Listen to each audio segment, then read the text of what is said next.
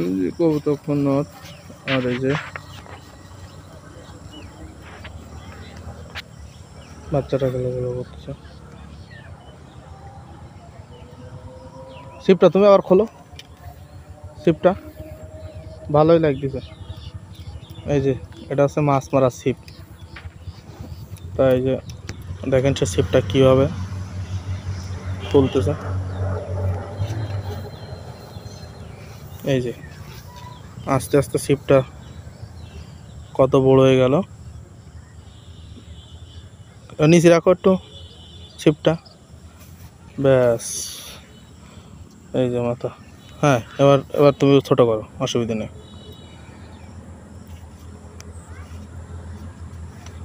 এই যে সে ছিপটা ছোটো করে ফেলতেছে।